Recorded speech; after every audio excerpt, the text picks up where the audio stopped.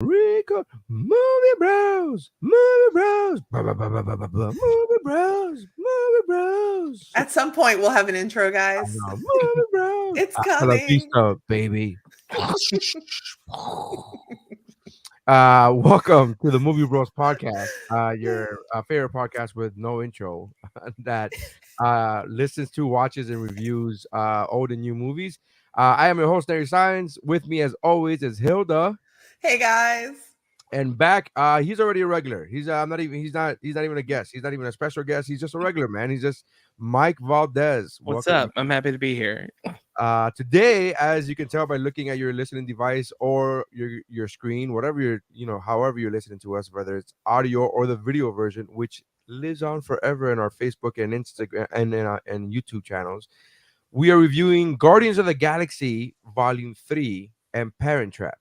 Now, if you're new to the podcast, just to let you know, our pairings of movies, we do one new and one old, I guess, and our pairings, we don't like to do any kind of pairings where it's like the same director or the same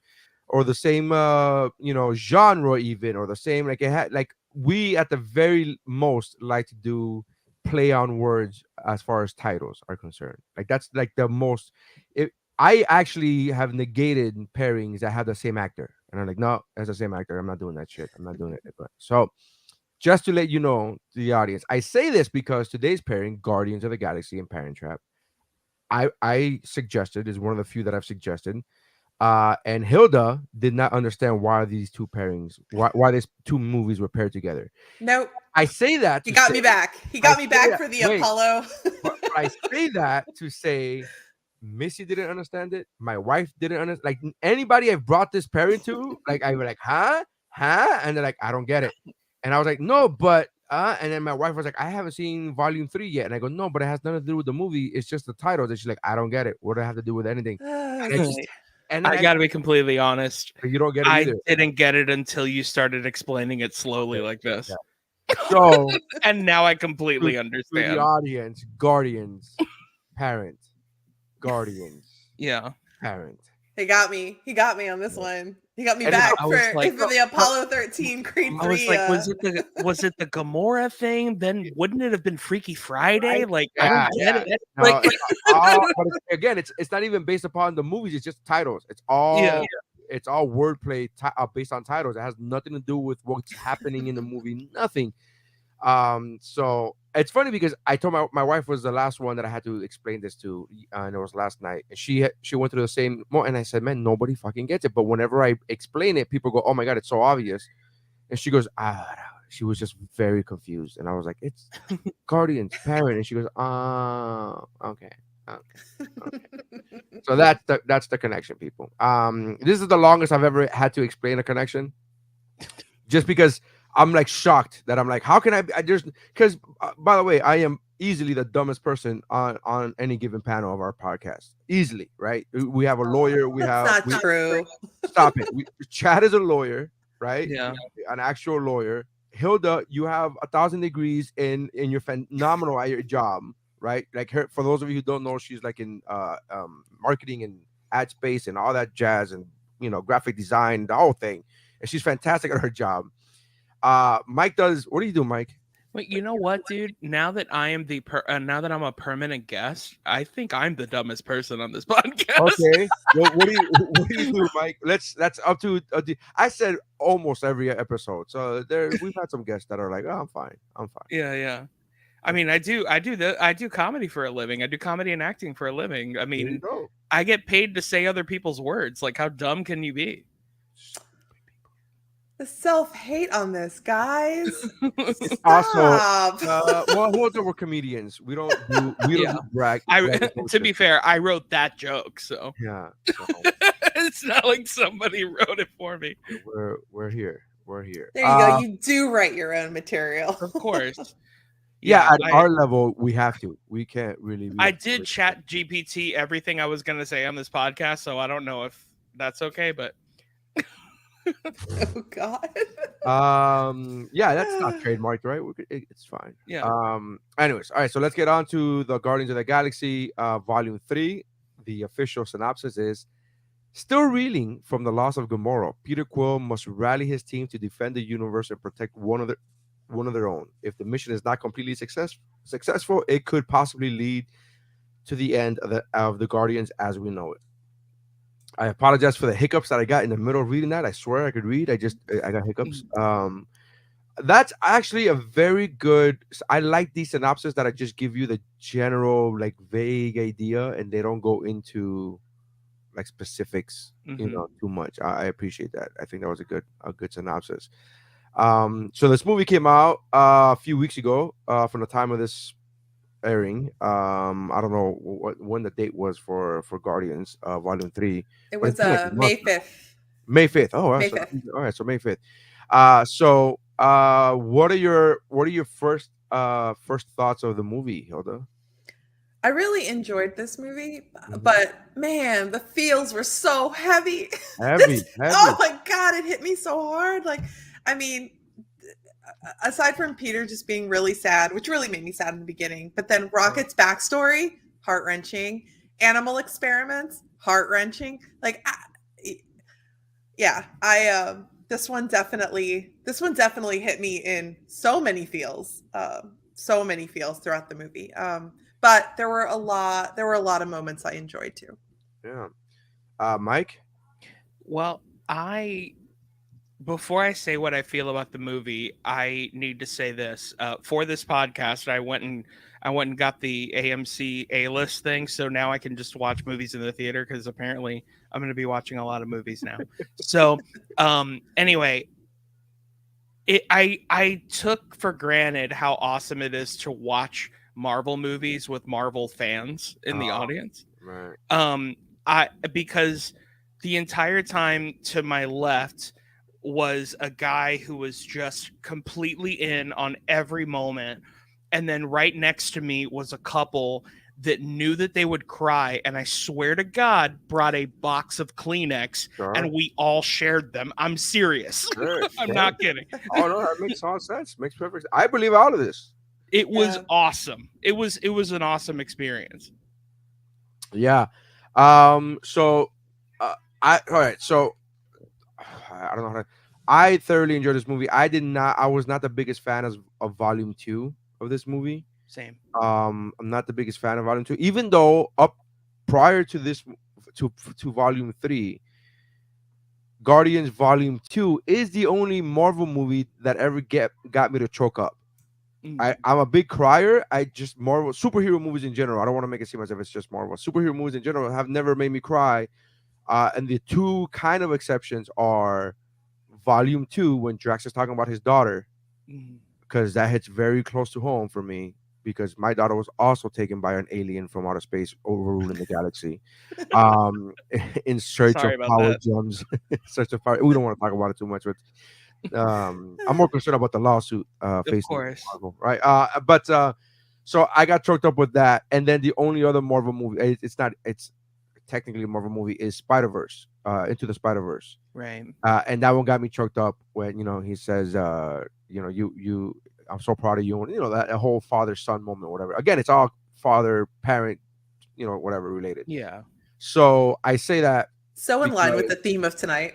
Well, I say that because of the Volume 3. I went in there, I don't want to say low expectations, but I went in there with, like, and if I'm being really honest, I haven't really been I haven't been really moved by a Marvel movie since Endgame. Like, there's no, ever since Endgame there hasn't been like, dude, this Marvel does it again. Like, it felt like prior to Endgame, every Marvel movie was like, here we go, this is my new favorite. And then after Endgame, I was like, it's fine.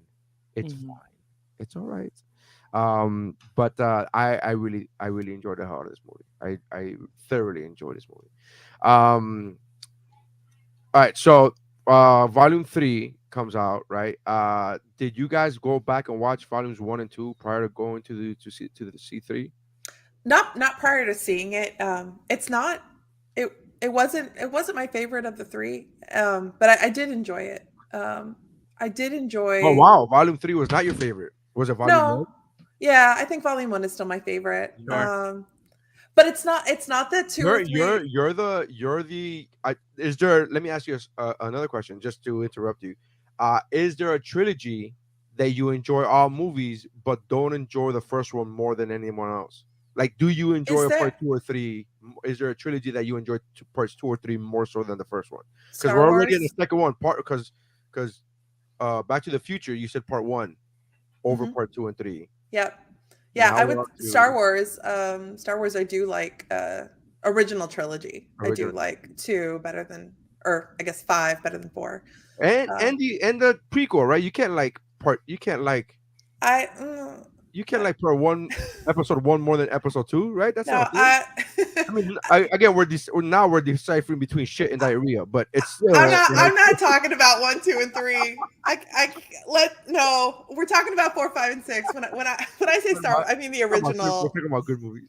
I'm Yeah. talking about the ones that came out in the 70s. But no, like I mean I would say that one, but this one wasn't bad, like I said, there were That's what, I it's put that not on the poster. Put that on the poster. but Yeah. it's This not one bad. wasn't No. This one wasn't that bad. This I- one It's wasn't a bad. Leonard like, I Maltin type of cried. quote right there. This one wasn't bad. Hilda 2023. Like that.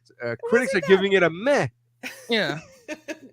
I cried the most in this one. I'll say that. I cried the most in this one. I, as an artist, I did really appreciate the Michelangelo nods. There were Mhm. 2 of them. I don't know if you guys caught that.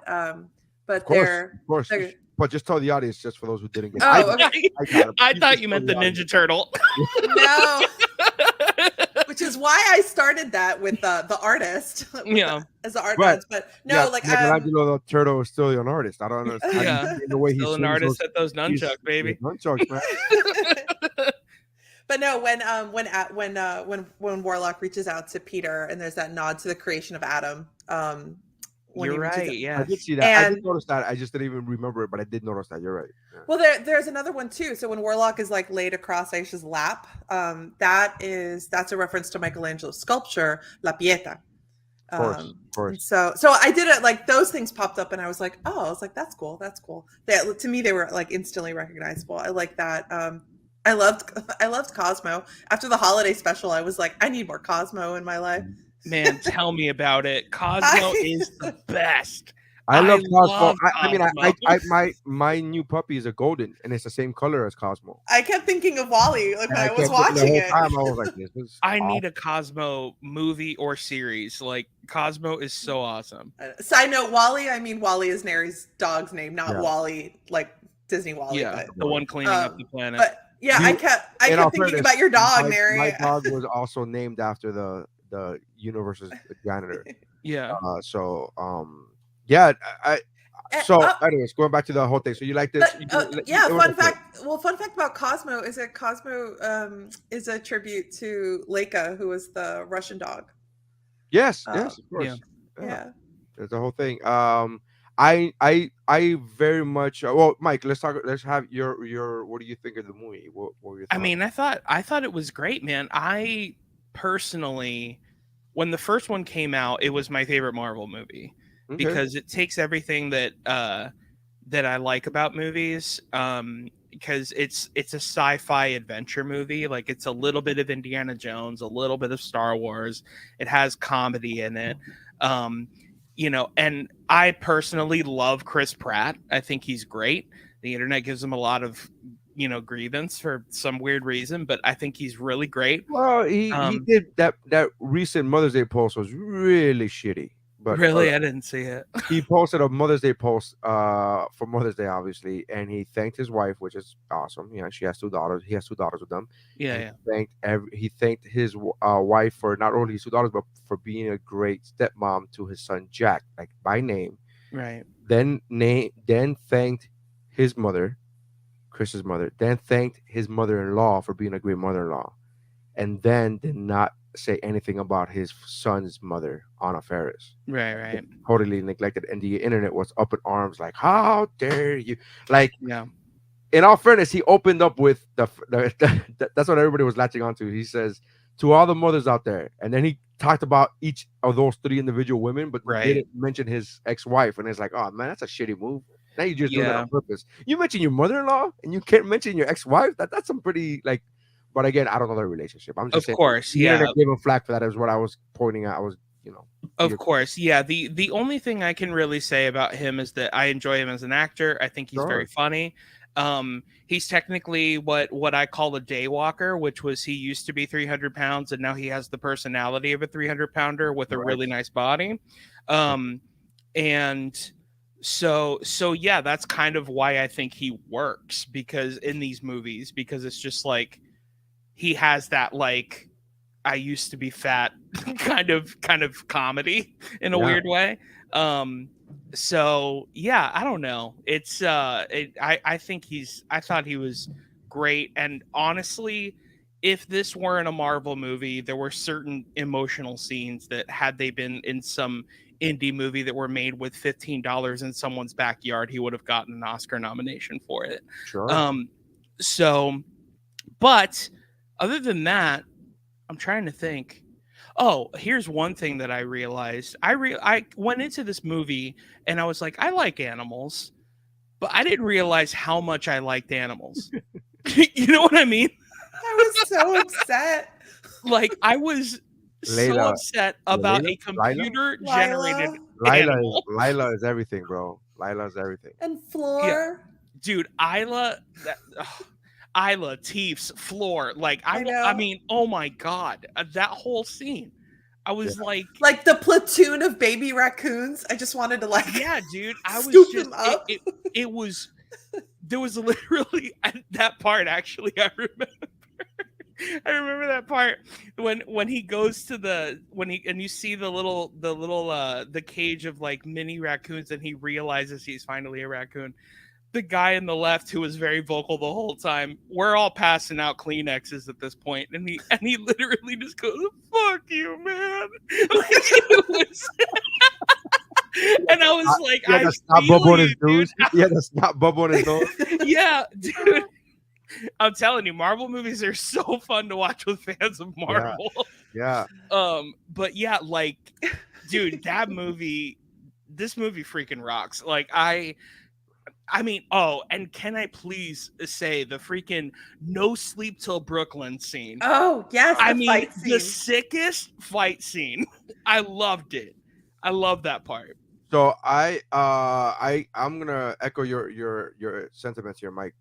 First of all, to start off with, as far as if we're talking about comparing the movies in the trilogy, Volume 3 is easily hands down the not I Mike and I Mike Mercadal and I always, we always go like, it's not, we don't want to say it's the best, we just want to say it's our favorite, right? Because that's Right. something measurable to ourselves, right? We don't want to say something's the best because that's opinion made. But I dare say this is like the best made film of the trilogy. I just really thought the movie was really well made. The story was fucking impeccable. I thought it was great. When you take a screenwriting class, they tell you don't use flashbacks unless it's moving the story forward. And the way they integrated the flashback scenes in this movie was fantastic. It was very well done. It moved the story completely forward. They were all necessary. Not Yeah, just and it so was very you not smart because it was a character that you did not know the backstory about. correct, and not just, and I mean, even if you remember in part 1 when he was like, you do all these, they did these experiments on me and blah blah blah. So he said it, Mhm. but you don't really register what that means. Right. On they experimented on an animal, right? You don't really know what that means. And then so the flashbacks were so necessary, not just for Rocket's sake, for us the audience to learn about Rocket and to tell you, but also to tell you about the current villain, right? Like you're also learning about the current villain at the same time. It was very, as from a wannabe filmmaker, from an aspiring one day filmmaker, I'm just looking at it from that lens, being like, man, this is great structure, this is great writing, and it made me very excited for Superman Legacy, because I'm like, this guy could Yeah. fucking write a movie. Holy shit! Mhm. It And also elevates Rocket too, correct knowing how it Yeah. ends, right? Where it's like it shows him, it highlights all those leadership skills that skills and like what he's been through in the struggle. And I think the only reason it's probably I don't like it more than one is because I don't know if I could watch it again. And oh that's Mhm. probably not the best measure, no, but but it rewatchability was so like rewatchability is a good measure, I I think. left just destroyed. Yeah, Like, Sure. in a good way, but just destroyed yeah, because yeah. of my love of animals. but that doesn't mean it was bad. You know what I mean? And, like that's kind of what I'm trying to get across is that No, I completely I get that. Like and this is not a Marvel movie at all, but just to go off of what you said, Hilda. I thought A Star Is Born, the one with Bradley Cooper and Lady Gaga. yeah. I firmly believe that movie is it's such a beautiful, well done. Like I love that movie, and I will never, ever, ever fucking watch that movie again. I refuse to ever watch that movie again because my heart could only tear in Yeah. pieces. So I can't do it. So Yep. and I've only seen it once, by the way. It's not even like I haven't even seen the problem with me with that movie is I haven't even seen the other ones. So this is like the fourth remake, but I had never seen any version of it. And I refuse because people who've seen the other ones tell me, yeah, it's basically the same no matter which version you get. Mm. And I'm like, I'm never going to see any other version of it. I refuse to watch any other version. So I get what you're saying. It's too much. Like, Yeah, it's good. It's a lot of feels in this movie, but I thought, and then here's what I love: the comedy is so good on every level. Yeah. Like every scene, and then they broke up. I love the way he broke up the team as far as breaking up the teams for like the pairings. All right, so now you're gonna see Drax, and you're gonna see her, and you're gonna see how Peter handles, and then you can see all of these. And I just love the mundane, like when Drax is laying down on the couch, and you're like, sit up. yeah. Like, why would they have it here if you're not allowed to lay down on it? And it's like Why is it It's not a oblong? chair. That's a chair.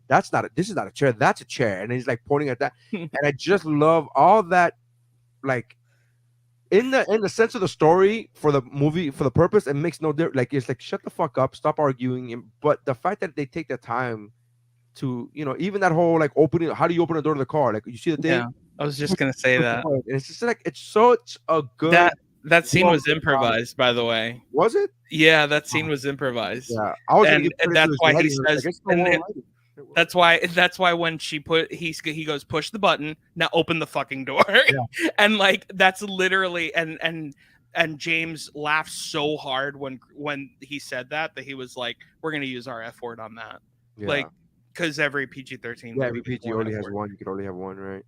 I've got a fun fact off Mike's comment earlier. I didn't want to cut you off, Mike, but we were talking about that fight scene, the No Sleep Till Brooklyn fight scene. That took over 3,000 visual effect shots to do that, and 10 visual effects houses, over 3,066 visual effects shots for that scene and for all of Rocket's backstory. That's a shit ton of people involved in creating, because it's not just like 10 people, it's like 10 different companies that do visual effects. It's hundreds and hundreds of people that work on these movies. Insane. It was 15 months of post-production. It was fantastic. I really I enjoyed all of it. I enjoyed the heart of it. Rocket. I did like the fact the marketing towards the movie was also very effective, because they made it seem as if multiple characters are going to be killed off.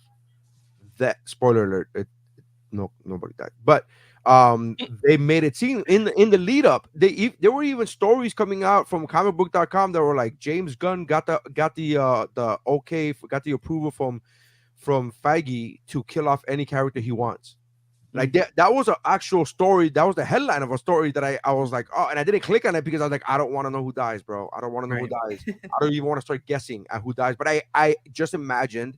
So when the whole story with Rocket started, I was like, well, I guess Rocket's gonna be fucking out of here. Like I was mentally trying to prepare myself for it, and I thought it worked so well. It worked perfectly, because after Endgame and after Infinity War, you kind of expected characters to die off, and knowing that Bautista has said multiple times this is his last Guardians, you thought, okay, they're gonna kill him off, and it played very well. The marketing they did very well with it.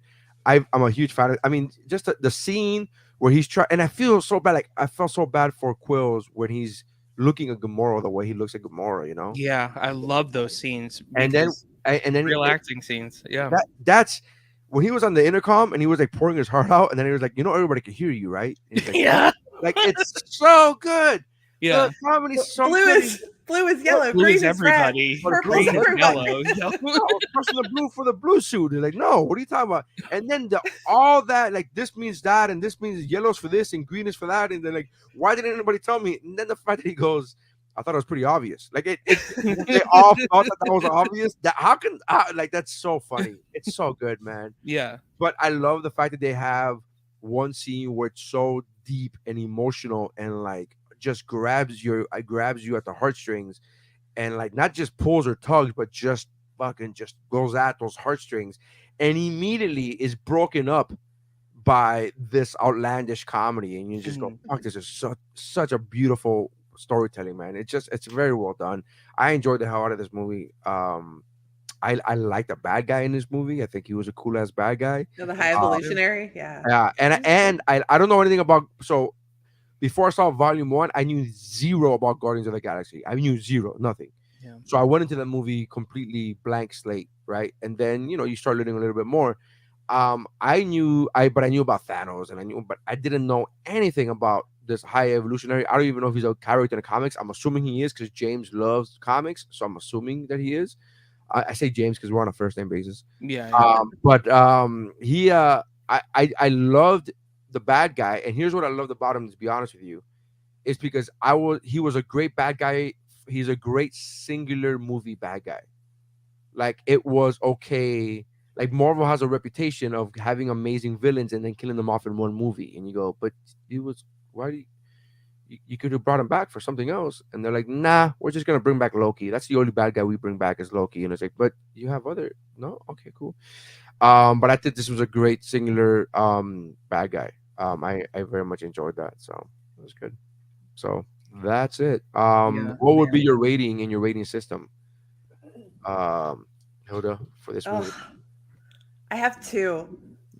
I have two because I couldn't decide. Yeah. But so it's 4.5 out of 5, and I was either going to go with Good Dogs because Okay. Nice. he just I love she that. just wanted to be called Good Dogs so bad after. I love the fact that she was playing the guilt trip on him around Yeah. at the game table, and everybody's like, "Fucking, well, how can you call her a bad dog?" He's like, "Cause she's a bad." Like, he doesn't give a fuck. He's like, "She's a bad dog. I don't give a fuck." So it was that or Groot I love yous at the end, which is, Gunn confirmed that is we understand Groot now because we're part of the family, like the audience. All right. And so that's when he says I love you at the end instead of I am Groot, it's like we're part of the family and we understand. We understand Groot now, which is why we don't hear I am Groot. So I was like, Yeah. oh man, do I go with Good Dogs or do I go with Groot I love yous? So I had to pick two. I'm sorry, Neri. I know that breaks the rules. It's all right. It's all Okay. right. Only because the I love you ones was like, yeah, it's fine. It's fine. Yeah, it's fine. Hey, Oliver, look, Oliver. Everybody, my son's in the back and he's just watching. He just likes to be a creeper in the back, just watching. But yeah. So what 4.5 out of 5? All right, Mike. What would you? Give it? I'm actually very surprised that I get to use this. I'm doing 5 out of 5 Jupe Jupes. Oh, 5 out of 5 Jupe Jupes. Yeah, That's which means friend.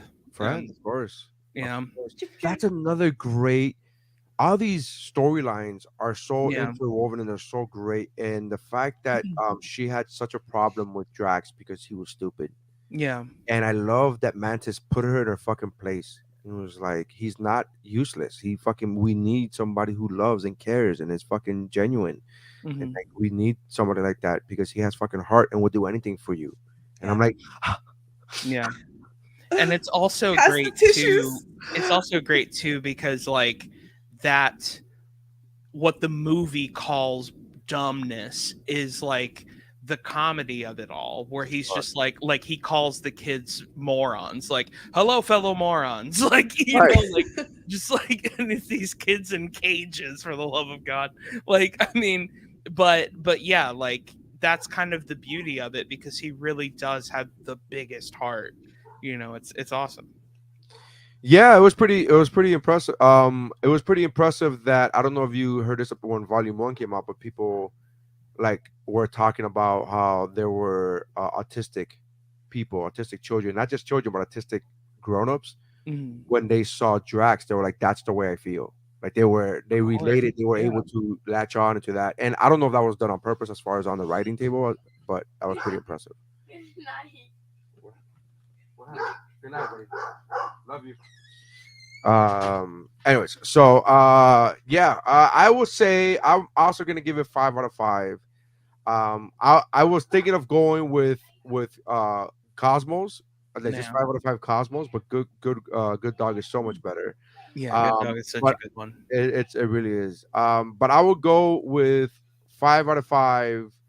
Um, love seats, right? That's what it was. It was a couch or a love seat. What was it? It was a couch. It was a Yeah. couch. I would go Couches. 5 out of 5 couches. Yeah.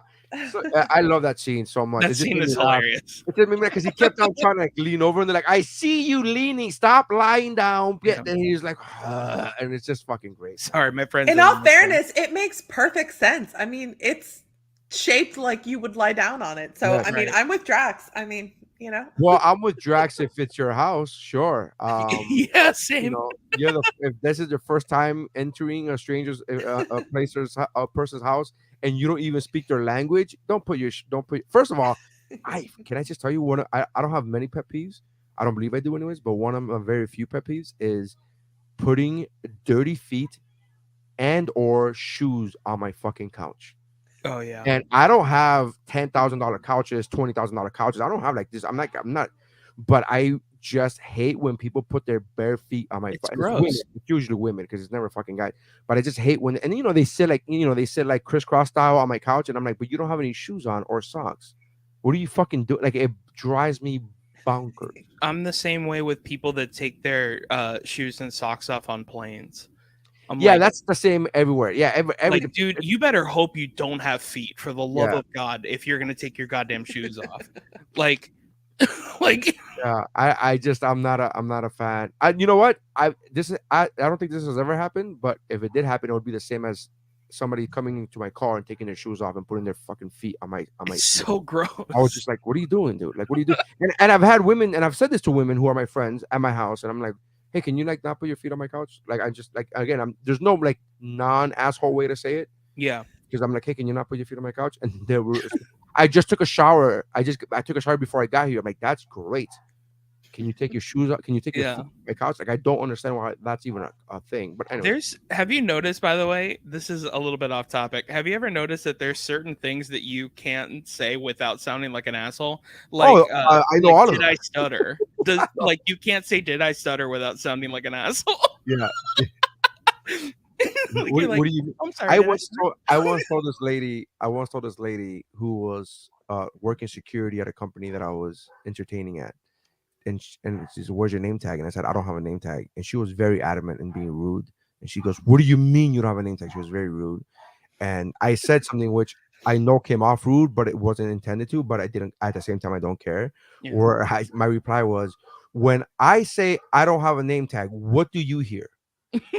Like I don't like. There's no other like. I don't understand because her phrasing was so rude to me. When she's like, "What do you mean you don't have a name tag?" I'm like, What do you mean? What do I mean?" Like that's a pretty simple sentence. I don't have a name tag is a pretty simple. Like there's no other way to describe. You know how has somebody ever asked you to describe something, but the only way you could describe it is by saying that same word over and over again, and you're Yes. like, I don't like. It's like I don't know. Like when somebody goes, "What's infuriating?" I'm like, "This right now. What's happening?" Right now, Yeah. this is infuriating. Anyways, that's our review. 5 out of 5 for the guy. Well, sorry, 4.5, 4.5.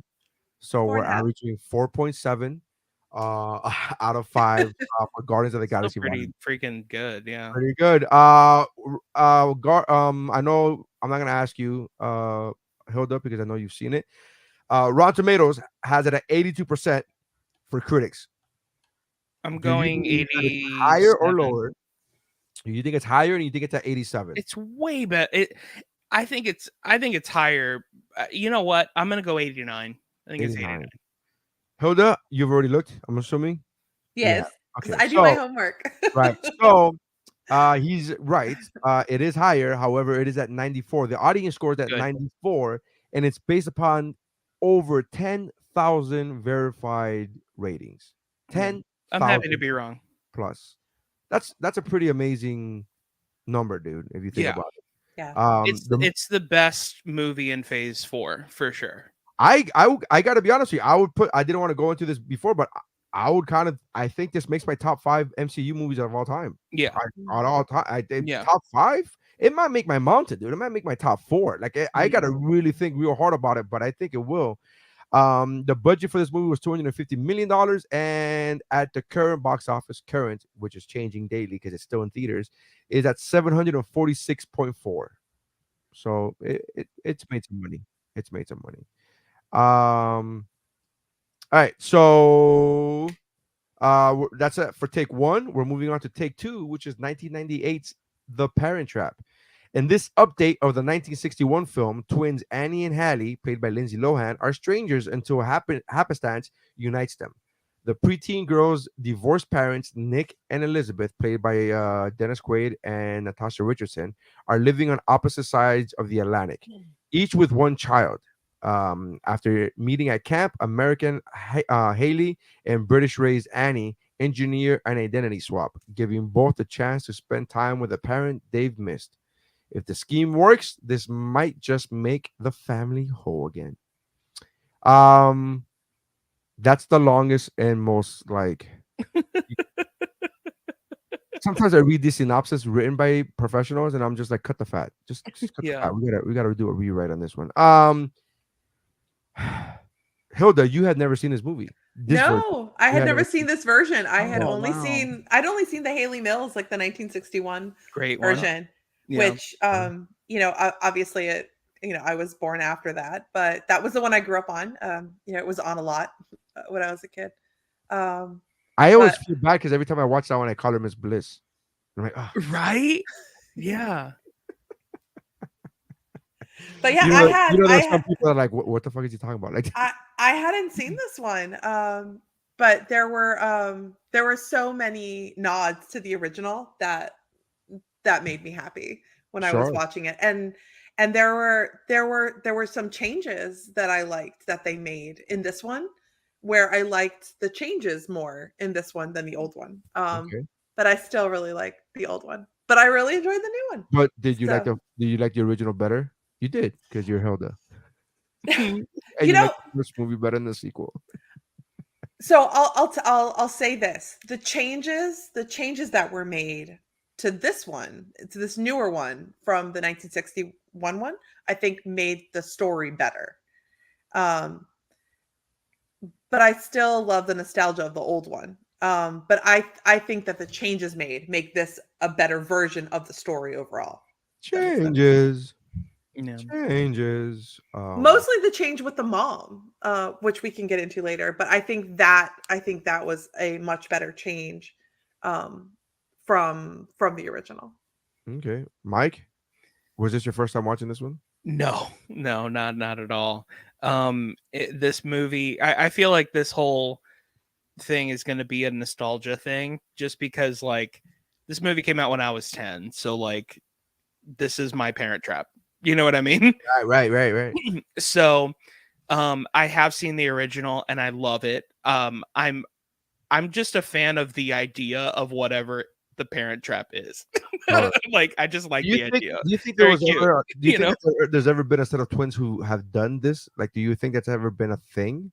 I don't think so. Or like, I wonder if I'm not saying that this was based on a true story. I wonder if twins, either before the movie was made or after, because it's such a Hollywood trope that you would think at some point, and there's so many millions throughout history of twins. I bet. I'm just wonder if there was. You not have that like sister, that TV show where there were twins and they had no idea, and then it made out of store, and then, I just wonder if that's a thing that's ever happened. Yeah. Growing up, I had a few sets of friends that were twins in school, like throughout the years in elementary and middle school, and they would joke that they could never trick their parents or their close family, but that they would sometimes. The ones that were identical, I had a couple of friends. I had 2 sets of friends that were identical twins, and they would try as kids do, like trick their friends into switching, but not as far as like going across the country, like things like that. But yeah, I can see a world where they tried to make this with Mary-Kate and Ashley Olsen, I but thought that was a thing. I really thought that they had been that they did that, and it turns out that that's another one. It's yeah, a movie that's called another It movie Takes called It Two. Takes Two. Yeah, Yeah. but Yeah. so I saw It Takes Two probably prior to watching The Parent Trap. Mhm. I don't know when each of those came out, but I know I believe I saw It Takes Two first, and I for some reason, and I haven't seen even this one in since it came out, and Yeah. it came out in '98. I was probably like 17, dude, 16. Mhm. So I I don't think I've seen this movie since it came out, but yeah, very interesting enough. Like out of the body swap movies, is this called? This wouldn't be a body swap movie, would it? No. No, No. it's a twins. It's a body tricking movie. Yeah, yeah. All right. I so I haven't seen this one in 20 plus years. I kind of forgot a lot about it. I remember the like bullet points of it. I don't remember specific, scenes. I watched it with my daughter, my daughter and my son, and my daughter was more into it than my son was, and but she's very pragmatic too. My daughter, she's like, how do they not know they're sisters? Look at them, they're clearly sisters. Like she's like one of those people, right? Which Yeah, yeah. fucking she gets it from this fucker. But I did enjoy this movie. I like this movie. It's tougher to see as a grown up. By that I mean, if you don't have a nostalgia factor built into it, you're now I'm watching. I'm because I saw this movie when it came out, but even when it came out, I was already 16 years old. So this movie wasn't made for 16-year-old kids. Right. And so I'm watching. Had Yeah, you seen the 1961 version? I still haven't Both. seen the 1961 version. Okay. I was gonna ask if you had, so your first instance of watching a Parent Trap movie was Yeah, this one correct. when it came out. Okay. Yeah, unless the Muppets had come out with a Parent Trap movie before this, there was no way Right. I would like that because the Muppets for the audience is that was the first time I saw a Christmas Carol. Sure. Was like any form of Christmas Carol. The first one I saw was a Muppet version, and then the second one I'm sorry, the first one I saw was a Scrooged, Mm. the Bill Murray version, and then I saw the Muppets version, and I remember thinking, oh, like this is like kind of like Scrooged. Like that was my my base point was like, Your book report on Treasure Island must have been really interesting. yeah. So I haven't seen the 61 one, but I know all about it. I know Miss Bliss is in it, and I know it's a whole. So I know that. I just haven't seen it. But yeah, I enjoyed this movie. I like the way they made the woman a flat out like gold digger, the girlfriend, Yeah. Well, because that that's a and trope that doesn't work anymore. They don't do that trope Of anymore. course not. Yeah. They don't do that trope so anymore. the changes to kind of jump off that, what I was talking about earlier, that's a change that they made on the mom from this version to the old one. So in the old one, when they reunite to like swap the girls back and everything, that the whole plan kind of comes to light. Um, they're having a scene over dinner, and he says something like, have you done something with your hair? And she's just like, 15 plastic surgeries, da, da, and like kind of like saying like he hadn't noticed, like Right. she's done all this to make herself look better. um and she's a little bit more catty, like she makes comments towards the new fiance and things like that, where none of that happens in this version. Yeah. In this one, and not that was all for like comedic effect in the 61 version. Mhm. In this one though, she is a very independent woman. She's incredibly successful. She's this famous bridal designer. She's an attentive mom. She's a good mom. She's very sweet, which only makes the villain look even worse, Right. right? Like the gold digger who's now coming in, and she comes in and she's completely put together, and she's a self-made woman, and she's not dependent on. And then this one's coming in and she's coming in for the money, so I liked that change because I liked the idea of this, strong single independent mom like raised this amazing child. And she's like, I'm not here for the money. Like, I Right. know that you are a successful vineyard owner, but like, I'm not here for that. Yeah, So I she's got did her like own. that. She's the Beyonce to his Jay-Z. She's like, I got my own shit. Yeah. I got my own Yeah, shit. I like that change. I really liked. What I didn't like about that, to say that she's a successful, like super famous bridal gown designer, and then at the end when they show their wedding, I'm like, that's the gown you designed for yourself. I thought it was That's beautiful. that's the gown you designed for yourself. Yes, That's it. sleek, and sophisticated and chic, and that dress was gorgeous. Sure, it's gorgeous for an average woman, not the fucking world's leading, wedding gown designer. Like Oh, you I don't. thought it was beautiful. I Let thought me it was tell it. beautiful. I just don't think. Less is more, Nary. Women's fashion. Sure, Less if is it's more regular sometimes. to regular women, yes, but she's not a regular woman. She's the Donna Versace of fucking of wedding gowns, and I don't see Donna Versace getting married in that. I'm sorry. Oh, I like that dress. Step your game up. Shout out to the actor who played grandfather, because he was in there for 12 minutes, collected a check, and got the fuck out. He was great. I love that. Shout out to that guy. I was like, they mentioned grandfather a lot, but man, he was in there for like He was in probably there to grab a check and He leave. was he probably adorable. got he probably was in there for 5.5 minutes. A minute and a half of that was still pictures at the end of the movie where it was just the wedding. And That's very true. they took all those pictures at the fucking same day. Shout out to you, man. Good for you. Get your money, get your bag. So one run. thing I want to say is, like, I don't know if you guys feel this way, but rewatching this, and again, it's nostalgia eyes, so maybe I'm seeing something that you guys don't. But I was like, man, Lindsay Lohan is really good in this movie. She's really And good this in is her every first movie. dude. She's just really good. I like. All right, so you talked about liking Chris, this other from Chris Pratt. Guardians, Chris Pratt. I was a huge fan of Chris Pratt, and then I wasn't, right? And Sure. it's just whatever. His personal life. Right. But again, I don't know I him get that. personally, so I fucking feel really stupid saying that. Like I'm like, I know I don't know him. He gives me the vibes that I don't like him, right? Of course, I get it's just that. whatever. But again, this is not on me. This is not on Chris. He doesn't have to do anything. It's right. With Lindsay, like I've seen like Herbie the Love Bug. She does really good in that movie. Like she's a really good actress. Mm-hmm. Like I mean really good. I don't mean like good for a child actor. I mean like she's actually really good. Yeah. And when you look at it and you just go, man, because you know the future, because you're watching this movie 25 years after its release, and you're watching, man, has it been 25 years? Holy shit. It has been 25 years. Oh yeah. So you're watching this movie 25 years after its release. You, meaning the audience, know the future. You know what's gonna happen to Lindsay Lohan, and you're thinking to yourself, man, what do you like? You were on top of the world, dude. Like her talent is so like It's hard. It's hard for a lot of those kid actors. It is, man. Though. Again, It's hard. I even said it to myself. I even said it to myself. My daughter, who's 11, who's fully aware of how CGI works, and she watches a show, Maddie and something, where there's two Liv and Maddie, whatever, where it's the same actress. So she's known about the actresses playing twins for a few years now. Yeah. And even her, she was like, but why doesn't she tell her, like, she was calling Lindsay's character two different people. Yeah. She was calling because that's how good of an actress is. And I'm like, oh, that's what I'm saying. Yeah. To be that young and to literally have, like, I mean, it's not like the character needs to be that fleshed out, but like the characters are fleshed out. They are two different people. Yeah. And it's really insane.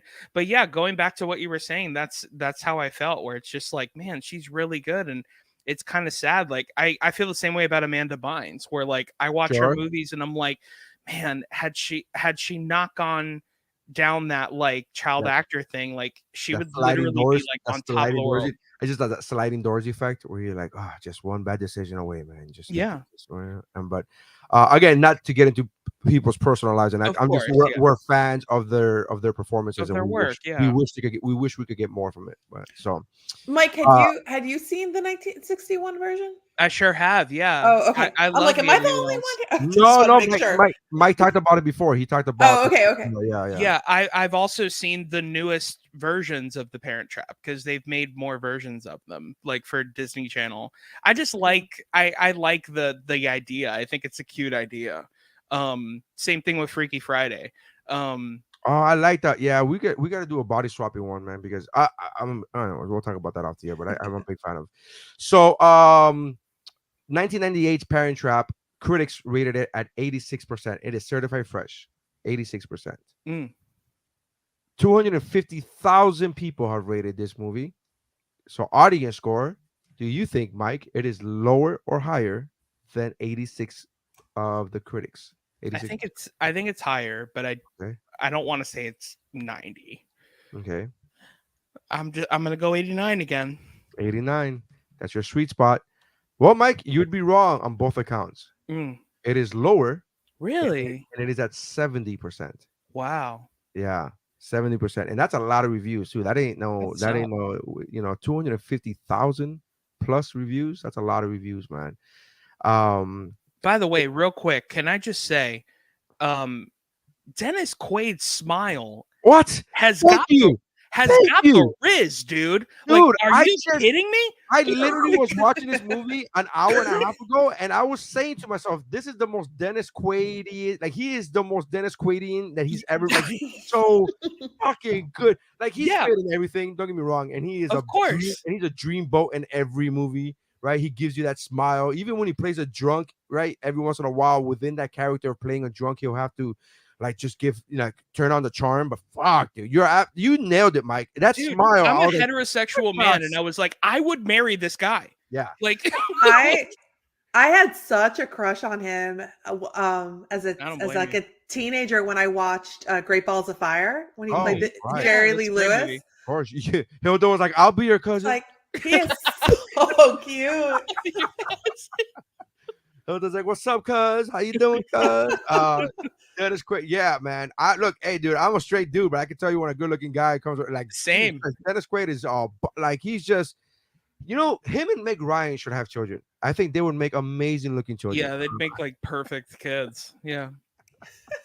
Oh, that's right, they did. Have you seen Dennis Quaid's son? He looks just like a young Dennis Quaid. It's like You know what's insane is that Dennis Quaid, we're sitting here talking about how awesome Dennis Quaid is, and he's related to Randy Quaid.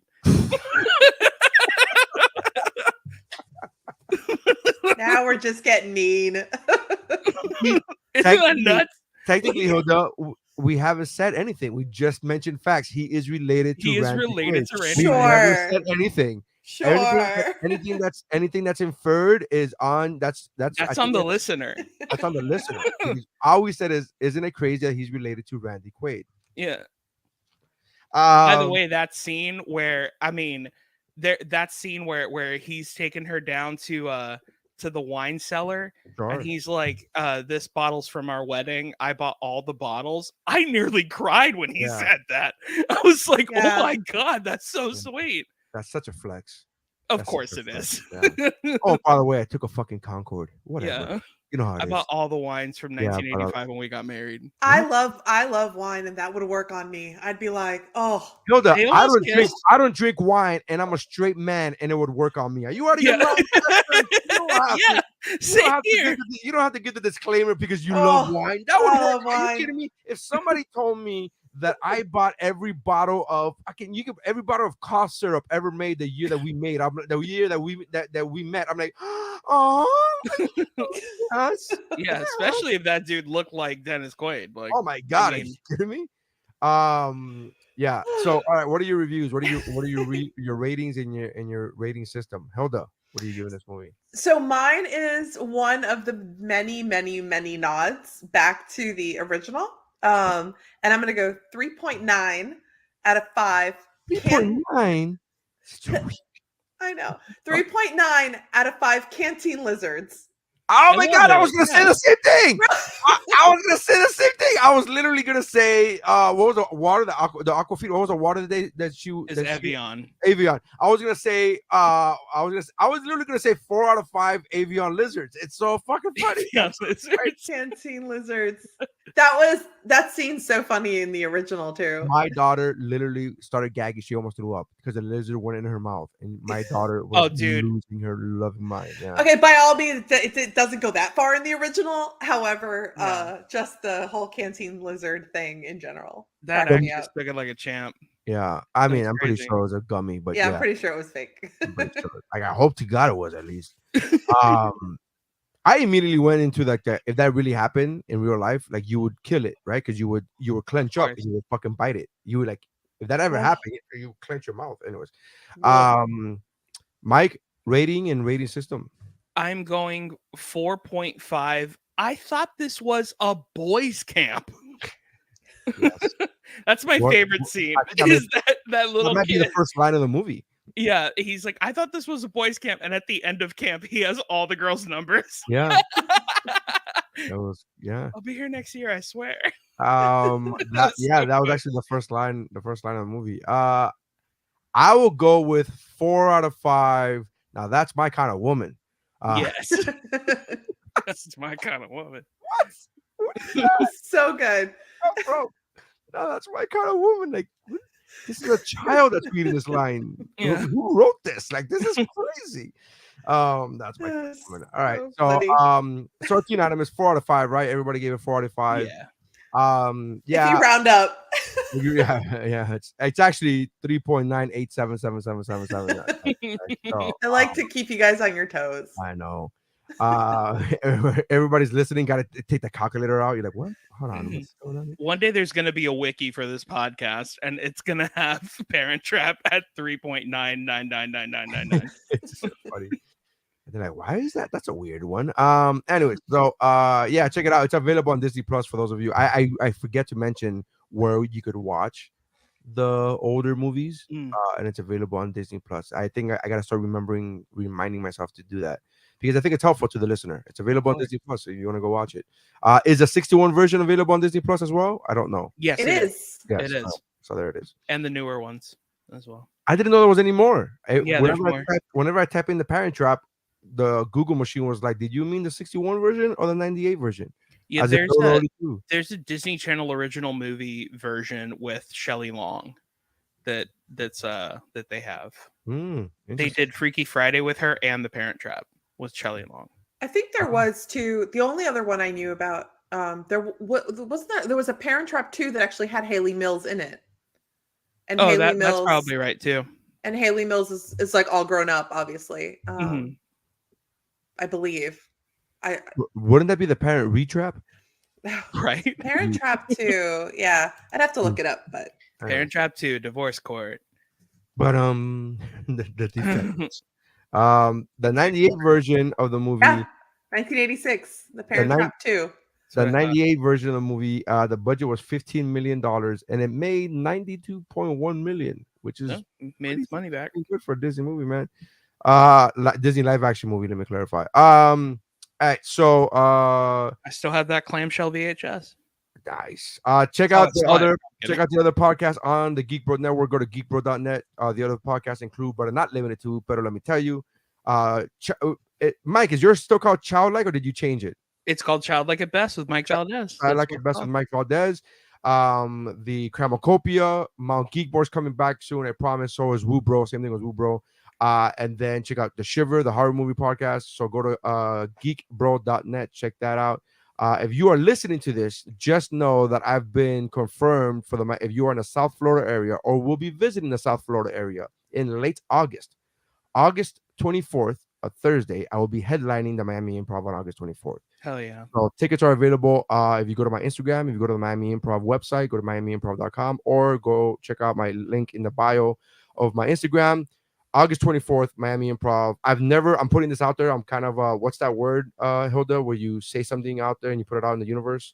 What's that word? Oh, you're manifesting? Manifesting. I am manifesting. I'm trying to sell out the Miami Improv, something that I've not done. September 13th will be 20 years of me doing stand-up, and I have yet to sell out the Miami Improv.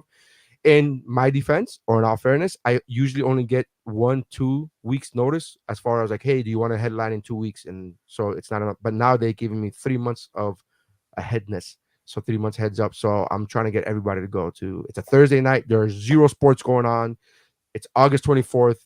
Football season wouldn't start yet. Nothing. There's no college football. There's nothing. It's a Thursday night. You're gonna be home in bed in 10:30 by 10:30.